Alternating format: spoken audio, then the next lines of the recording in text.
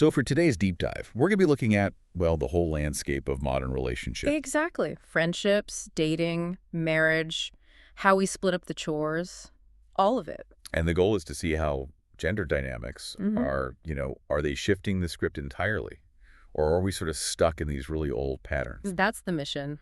Finding those counterintuitive nuggets in the data. And the first one, it hits right away. There's some research on newly widowed adults that it really changes how we think about support. It's almost shocking. For someone who's just lost a partner, having a friend as your main confidant gives you significant health protection. We're talking fewer physical symptoms of stress and depression. And better overall self-rated health. But here's the kicker. What's that? Having a family member in that same role, Mm. it just did not provide the same protective benefit. So our chosen family, our friends, are becoming this primary support structure that really makes you think about how different friendships work. Right. You have the old tropes, men bond over activities and solutions. And women bond over emotions and problems. But we have to ask, is that a real difference in how close men and women get?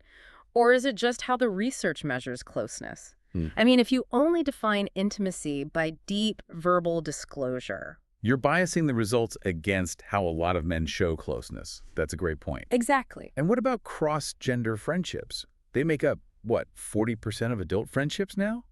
People often use these clear labels, like just like family or simply just friends. They do to make it clear that it's platonic. Hmm. But the data tells a much more complicated story. There's a huge gender difference just under that surface. Okay, so what is it? Men are just far more attracted to their female friends than women are to their male friends. And the perception gap there is incredible, right? Mhm. Men tend to overestimate the attraction from their female friends. They think if they feel it, it must be mutual. While women do the exact opposite. They underestimate it, assuming their lack of attraction is the default for both of them. And this attraction, it's seen as a cost to the friendship, not a benefit. Right, regardless of age or relationship status, it's a complication. That complexity probably plays into the next big trend we're seeing, a shrinking commitment pool. Over half of young adults, like 18 to 34, aren't in a committed relationship.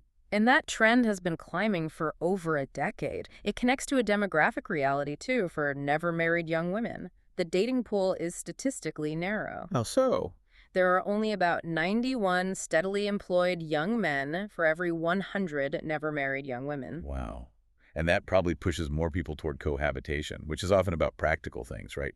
38% say finances, 37% say convenience. But when you compare cohabiting couples to married ones, you see this satisfaction gap open up. Married adults report higher levels of trust and